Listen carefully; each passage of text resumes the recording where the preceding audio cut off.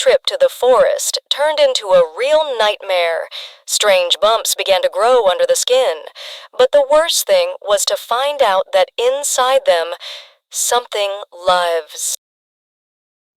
It all started with the most beautiful weekend of my life. My fiancé, Jake, and I rented an old camper van and drove into the woods. Far from the city, the noise, the people, all that endless hustle and bustle.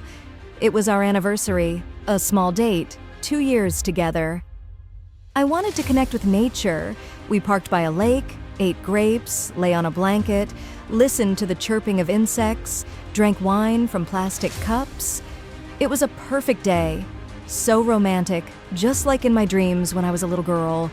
No problems, a handsome prince nearby, and I was happy. I think I jinxed myself. The next morning, I woke up with a slight itch on my neck.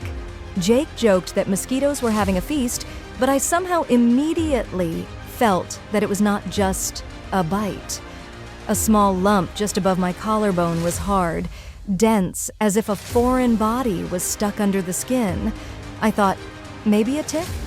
But there was no bite mark, and I couldn't find it. We got home. I went to the shower, washed my hair, and then I felt it again, as if something was moving under my skin. Quickly, briefly, like a nervous tick. I felt a chill. By evening, there were 2 bumps, one right next to the first, the second a little higher, closer to the ear. The skin around it turned red and became hot. I took a photo and sent it to my friend, a nurse. She said, "Probably an allergy. Put some ointment on it." Ointment? And if it's alive? The next night I woke up with a terrible sensation, as if someone was quietly scratching the inside of my skull. The sound was barely perceptible, almost an illusion, but it was there. I got up, turned on the light in the bathroom, pulled back the skin, and I swear to God, I saw one of the bumps move slightly, as if someone was breathing inside. I went to the clinic. The young doctor took a quick look and said, "They look like cysts. Nothing serious. Watch them." Watch them? I did. Every night. Every hour. On the 3rd day, there were 4 bumps. I tried to puncture one of them with a sterile needle. Blood came out, then pus. And then I noticed that there was something white inside. I took a pair of tweezers. I pulled. It slipped out, slimy, translucent, like a caviar. An egg. I almost fainted. Jake said I was going crazy, that it was just an inflammation. But when I pulled out the second one, it was moving. I took it to the lab in a jar. The results came back in 2 days. A tick egg. Not a regular one. Not a local one. They couldn't determine the exact species.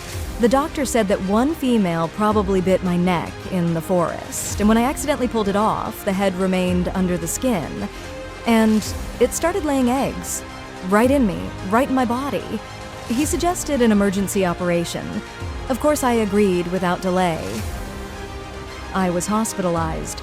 The doctor, looking much more serious than before, said, "We'll perform an autopsy of the tissue, remove everything possible, but if there really was a tick infestation, there could be consequences. We'll send the samples for analysis." The operation was performed under local anesthesia. I heard the skin crunch under the scalpel, felt the muscles twitch as they pulled out them. There were more than 8 capsules. Some were already cracked. In one, there was a dead tick. Small, cloudy, with a swollen abdomen. The doctors were silent, but I could tell from the surgeon's look that he'd never seen anything like it. After the operation, I was transferred to a separate ward. 2 hours later, the infectious disease specialist came. Not an ounce of comfort in his face. "We don't know how dangerous this type of tick is. There is a risk of tick-borne encephalitis or borreliosis. You need vaccinations. Urgently." I agreed to everything. They injected me in the shoulder, in the thigh, in the stomach. I didn't count the injections. I counted the days separating me from possible death. While the tests were going on, I read stories about people who had contracted encephalitis and turned into vegetables, about those who convulsed in pain.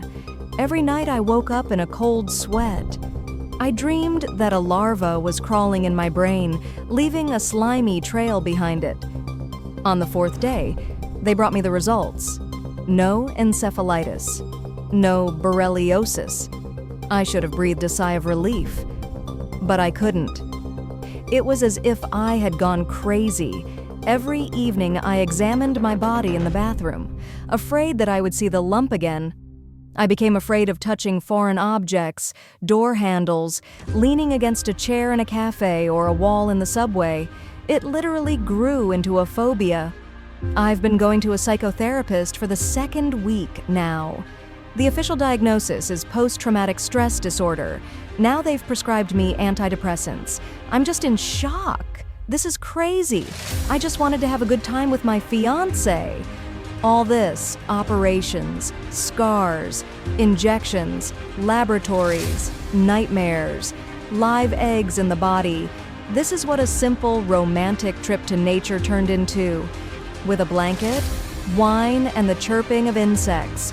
It seems I'm not a romantic anymore, and I won't go into the forest anymore. Never.